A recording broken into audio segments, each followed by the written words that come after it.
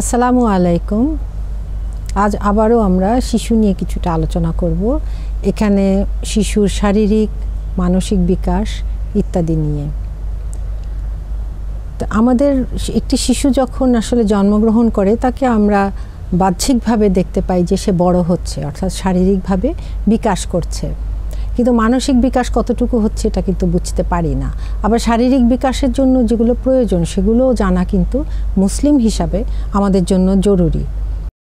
আল্লাহ তাআলা যেমন শিশু আমাদেরকে এই যে নিয়ামত দান করেছেন, তার যত্ন নেওয়াটাও কিন্তু আমাদের জন্য অত্যাবশ্যক এবং জরুরি, এবং এটা পিতা মাতারই প্রথমত দায়িত্ব, বিশেষ করে মাতার আরও বেশি। যখন শিশু অত্যন্ত ছোট থাকে তখন তো অবশ্যই। এবং একটি শিশুর কিন্তু শরীর মন একসাথেই বিকশিত হয়। আমরা একটু গত প্রোগ্রামেও এটা বলেছি যে মাতৃদুগ্ধ পানের সময় শিশু অত্যন্ত নিরাপদ বোধ করে এবং সে পরিতৃপ্ত হয়। এটা একটু যদি বিশ্লেষণ করি, আল্লাহ তাআলা কুরআনের প্রায় 10 বারের উপর মাতৃদুগ্ধের কথা বলেছেন, এবং মায়ের যে কষ্ট করে তাকে গর্ভে ধারণ করা, পরে কষ্টের পর কষ্ট সহ্য করে প্রসব করা, তারপরে দুগ্ধ দান করা 2 বৎসর পর্যন্ত, এগুলো কিন্তু কোরআনে উল্লেখিত আছে। এই জন্যই আছে যে এটা শুধু আল্লাহ তাআলা একটি শিশুর পুষ্টি হিসাবে যে পাঠিয়েছেন তা নয়, বরং এটার সাথে কিন্তু একটি মায়েরও অনেক পরিশ্রম, ধৈর্য, আবার অন্যদিকে আনন্দও বিদ্যমান রয়েছে।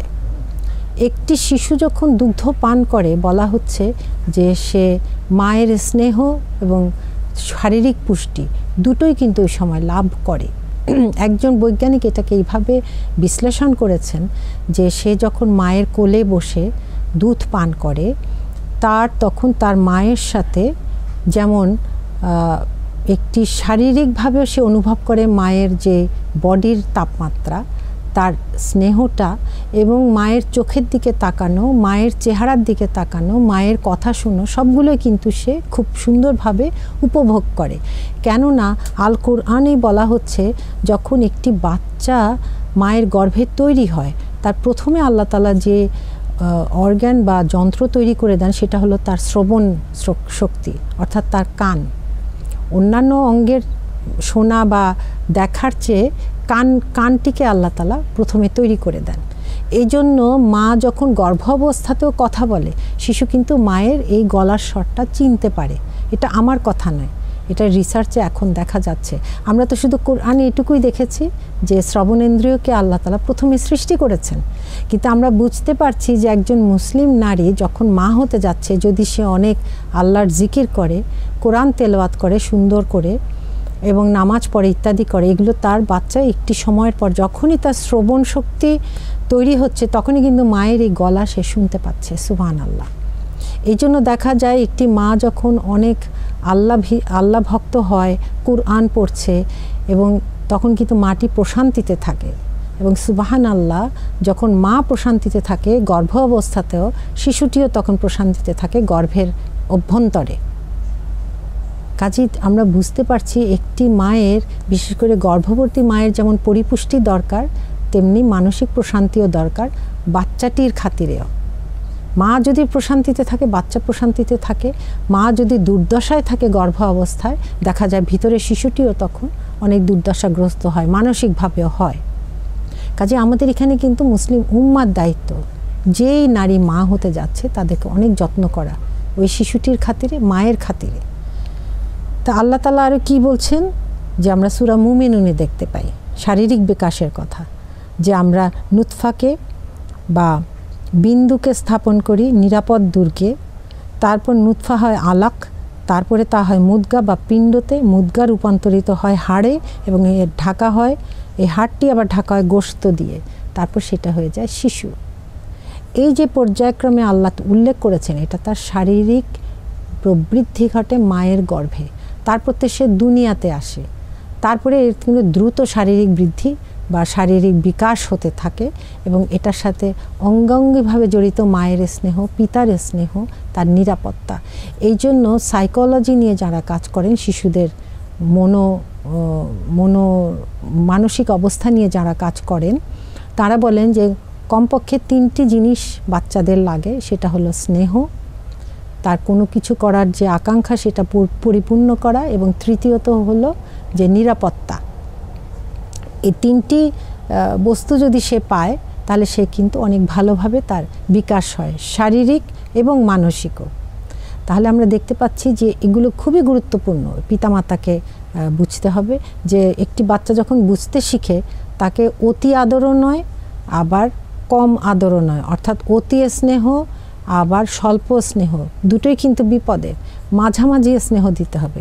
এখন কথা হলো যখন আমরা স্নেহপ্রবণ হই এটাকে আমরা মাপতে পারি না, কিন্তু এটা যেন আতিশয্যেও চলে না যায় আবার কমতিও না হয়, দুটোতেই কিন্তু বাচ্চা মনে করবে যে আমাকে যথেষ্ট স্নেহ করা হচ্ছে না, এটা যেন না হয়। এতে কিন্তু আমাদের সন্তানরা অনেক সময় খুবই আদব কায়দাবিহীন হয়ে যায় বড় হতে হতে, এবং তাদের বিভিন্ন ধরনের মানসিক সমস্যা হতে পারে, অত্যন্ত জেদি হয়ে যেতে পারে। এগুলো আমাদের খেয়াল রাখতে হবে।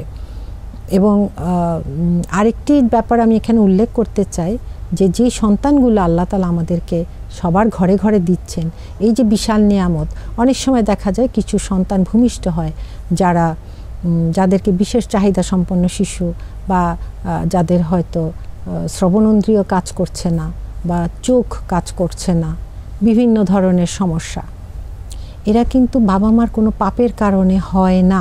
আবারও বলছি, আমাদের সমাজে আমরা অনেক সময় এই ধরনের পিতামাতাকে কথা শুনিয়ে দেই যে নিশ্চয়ই তোমার অমুক পাপের জন্য এটা হয়েছে, বা অমুক সময় এটা করেছো সেজন্য হয়েছে। এটা একেবারেই ভুল, এটা সম্পূর্ণ আল্লাহর ইচ্ছা। এখানে কারো সন্তানকে সুস্থ করার ক্ষমতা আল্লাহ তাআলা ছাড়া কেউ নেই। কাজে যে সন্তান যেভাবে জন্মগ্রহণ করেছে এটা আসলে আল্লাহরই পরিকল্পনা, এবং এটা কিন্তু একটি পরীক্ষা। এই জন্য আমরা যারা সমাজে আছি তারা যেন তাদেরকে কখনোই হেয় না করি, তাদেরকে কথা না শোনাই, তাদের জন্য যেন দোয়া করি, তাদের একটি সামাজিকভাবে তাদের একটি জীবন যেন আমরা দিতে পারি। অর্থাৎ আমাদের বাচ্চারা যেন তাদের বাচ্চাকে হেয় না করে, ঠাট্টা না করে, আমরাও যাতে না করি। অনেক সময় আমরা চোখে চোখে কথা বলি এই ধরনের বাচ্চাদেরকে দেখলে বা পিতামাতাকে দেখলে, এগুলো যেন না করি। কোরআনে কিন্তু এটা খুব সাংঘাতিকভাবে নিষেধ আছে যে কেউ যেন কাউকে উপহাস না করে, সেটা যে কারণেই হোক। উপহাস করাটাই দোষের, এটা সূরা হুজুরাতে আছে। বরং বলা হচ্ছে যে উপহাসকারী সে হয়তো যাকে উপহাস করছে তার চেয়ে সে নিজেই খারাপ, বরং যে উপহাস করা হচ্ছে সে হয়তো ওর চেয়ে উত্তম। কাজে আমরা জানি না কে উত্তম, কেন আমরা উপহাস করব। এবং বিশেষভাবে কারো শারীরিক সমস্যা, মানসিক সমস্যা নিয়ে আমরা যদি উপহাস করতে থাকি কোনো পরিবারকে, এটা একেবারেই সঠিক নয়। আল্লাহর রাসূল কি বলেছেন যে তিনি আসলে ন্যায় বিচার প্রতিষ্ঠা করেছেন, এবং ইনসাফের কথা যেহেতু কোরআন বলে, ইসলাম বলে, সেখানে এই ধরনের যে কোনো শিশুই তার অধিকার নিয়েই বাঁচবে। তিনি যুদ্ধের সময় যে কোনো পঙ্গু, যে কোনো অসুস্থ ব্যক্তিকে ছাড় দিতেন, তারা যুদ্ধে না গেলে কিছু বলতেন না। একজন মানসিক রোগ সম্পন্ন এক মহিলা ছিলেন, তিনি রাসূলুল্লাহর সঙ্গে একবার হাঁটতে চাইলেন। রাসূলুল্লাহ ওই নারীর সাথে কিছুক্ষণ হাঁটলেন, অথচ তিনি তখন মদিনার হেড অফ দ্য স্টেট ছিলেন। এরকম তিনি সময় দিয়েছেন। উমর ইবনে আব্দুল আজিজ তিনি কি করতেন, তার বিভিন্ন অঞ্চলে যত সমস্যা ছিল মানুষের, এই যে অন্ধ, পঙ্গু বা অন্য কিছু সমস্যা যাদের, সবার একটি তালিকা প্রস্তুত করতেন এবং তাদের সাহায্যার্থে যা যা লাগে তিনি সেটার ব্যবস্থা করতেন। এই হলো মুসলিম উম্মার কাজ। আমরা মুসলিমরা হব এরকম, কাউকে হাসি ঠাট্টা করার জন্য নয়, কারো কমতি নিয়ে আমরা ঠাট্টা করব, কারো শিশু নিয়ে আমরা ঠাট্টা করব, এই চরিত্র নিয়ে তো মুসলিম চরিত্র হতে পারে না।